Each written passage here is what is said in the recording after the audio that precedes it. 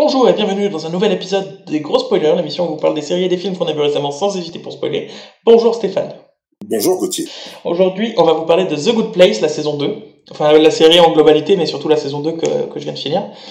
Toi, tu l'as pas vu, je crois? Moi j'ai vu le début, ça m'a énervé. Le début de la saison 1, j'imagine. Non, de la saison 2. Ah, donc t'avais vu toute la saison 1 entière? J'ai vu toute la saison 1. J'ai vu toute la saison 1 et le début de la saison. Le début de la saison 2, ça a coupé. Le début de la saison 2 m'a saoulé. Ok, pourquoi? J'ai trouvé ça chiant. Ok. Mais ça évolue au fur et à mesure. Au fur et à mesure, c'est mieux. La saison 2. Bref, donc The Good Place, une série que moi je regarde en français parce que Marion et moi on regarde ensemble. Donc je la regarde en français sur Netflix et même en français c'est pas mal. En français c'est pas mal, ouais. Pardon. En français c'est pas mal, ouais. Je meurs, je suis à vous tout de suite. Patin de merde. Patin de merde, on est en train de le perdre. Voilà, donc justement, patin de merde, c'est juste pour justement vous expliquer un petit peu comment ça se passe dans The Good Place. The Good Place, c'est donc, une fois qu'on est mort, on arrive donc, on a le choix entre The Good Place et The Bad Place. On n'a pas vraiment le choix, mais ouais.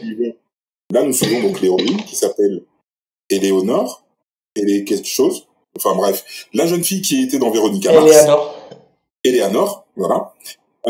Qui donc vient d'arriver à The Good Place et on lui dit donc oui, donc tu es là maintenant, tu es parmi nous, toi qui as sauvé des enfants en Afrique, qui as sauvé des gens qui ont plus les bouts, qui donnait à manger aux chiens de ta voisine, qui aidait toutes les petites vieilles que tu croisais à traverser, sauf que en fait on se rend compte qu'Eleanor c'est une pure connasse. Oui, on peut le dire comme ça. On peut le dire comme ça. Elle aime personne, elle aime pas les gens.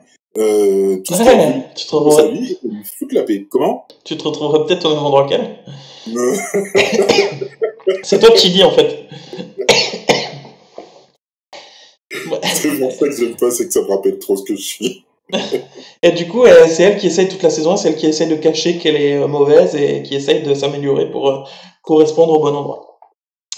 C'est ça. Sauf que, à la fin de la saison 1, on s'aperçoit que, en fait, c'est le mauvais endroit. Exactement. Et que c'est un test que le grand chef, enfin le chef de cet endroit, fait pour torturer des humains pour qu'ils se torturent entre eux. Et voilà. Et en fait, à la saison 1, moi j'avais dit, ah ouais, c'est une bonne série et tout ça, mais peut-être qu'à la fin, ça va être toujours un peu la même chose, ça va être chiant. Et à la fin de la saison 1, ils se sont renouvelés complètement en disant, bah finalement non, ici c'est pas The Good Place, c'est le mauvais endroit. Et je me suis dit, ah bah ça va être cool au début, et puis on va se faire chier après. Parce que... j'avais trouvé effectivement leur idée particulièrement fuitée, parce que je me disais la même chose que toi, je me disais, comment est-ce qu'ils vont pouvoir se renouveler sur une deuxième saison? Et quand ils sont arrivés avec l'histoire de dire, mais non, mais en fait ici c'est le mauvais endroit, bam, je me suis dit, excellent. Et du coup, j'ai pas dit de la série, moi je la trouve super drôle dès le début, il y a de l'humour un peu potache et tout, mais dans cette ambiance-là, ça correspond bien, tu vois, parce que c'est fait pour. Mais, petite référence à ce dont on parlera demain. Du coup, voilà. Et du coup, c'est le mauvais endroit finalement, et là, on s'aperçoit donc dans la saison 2 que ça tourne en boucle et que ils réinitialisent nos héros parce qu'ils essayent de les torturer, mais à chaque fois ils s'aperçoivent qu'ils sont au mauvais endroit, et du coup il faudrait les réinitialiser pour trouver la bonne combinaison, quoi. Et là je me suis dit, oui, c'est marrant en 2-3 épisodes, mais ça va finir par être relou, c'est peut-être ça qui t'a saoulé. Sauf que, au fur et à mesure ça change aussi, et finalement le grand chef il s'allie avec eux, parce que le grand chef il risque sa place et il risque d'être complètement détruit. Du coup il s'allie avec eux pour aussi apprendre à être meilleur, pour pouvoir aller peut-être au bon endroit s'ils y arrivent. Du coup ça évolue avec de nouveaux trucs, des trucs un peu rigolos, un peu nouveaux, un peu... voilà. Et à la fin ils essayent d'aller au bon endroit. Et ils traversent le mauvais endroit, le vrai mauvais endroit, de façon assez marrante, on nous montre un peu comment ça se passe dedans et tout, c'est assez bien amené.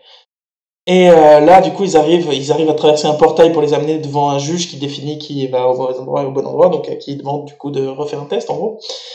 Et là, je me suis dit, ouais, ils vont ou aller au bon endroit ou au mauvais endroit et ce sera fini, ou alors je sais pas ce qu'ils vont faire pour se renouveler parce que ça va être nul, tu vois. Et du coup, ils font un truc auquel je m'attendais pas du tout. La juge elle dit bah désolé, vous êtes pas assez bon, enfin vous avez changé après votre mort, ça a rien à voir avec donc ça a pas de sens. Et là t'as le chef de leur mauvais endroit avec qui s'est allié à eux, qui lui dit ouais mais on peut peut-être faire autre chose. Je suis sûr que si dans la vraie vie on les avait aidés un peu, on les avait poussés, voilà, ils avaient rencontré les bonnes personnes, ils se seraient améliorés, ils auraient peut-être mérité d'être au bon endroit. Et du coup la juge elle dit ah ouais pas con. Et en fait on les renvoie à la vie, genre au moment de leur mort, mais là il y a un coup de pouce qui fait qu'ils meurent pas. Et en gros, c'est eux qui vérifient si effectivement ils évoluent pour être meilleurs ou pas. Et ça, c'est le dernier épisode. Et on la voit, elle, du coup, revenir dans son vrai corps, un peu évoluer, peut-être être un peu meilleure. Là, tu t'aperçois que finalement, elle en a marre, elle devient pas meilleure. Mais après, ça se retourne un peu. Et on la voit aller voir Chidi, le vrai qui est toujours vivant, du coup. Et c'est de là que tu te dis, putain, la saison 2, la saison 3, elle va repasser sur eux en vie, en train de s'entraider pour être meilleurs dans la vraie vie. Enfin, ils se sont renouvelés, c'est amené tellement bien, de façon drôle, fine. C'est super bien, je trouve. Et là, ils ont réussi à renouveler le truc, encore une fois. Alors qu'encore une fois, je me disais avec Marion, mais ils vont pas pouvoir aller plus loin sans que ça devienne n'importe quoi. Voilà, donc j'ai beaucoup aimé. Ouais, c'est un choix. Moi, j'avoue que la saison 1, j'ai trouvé ça drôle. Je me suis attaché au personnage, particulièrement Chidi, qui, pas parce qu'il est noir, juste parce que son indécision perpétuelle m'a fait mourir de rire, honnêtement. Non, j'ai trouvé la première saison vraiment bien. Et la deuxième, je pense que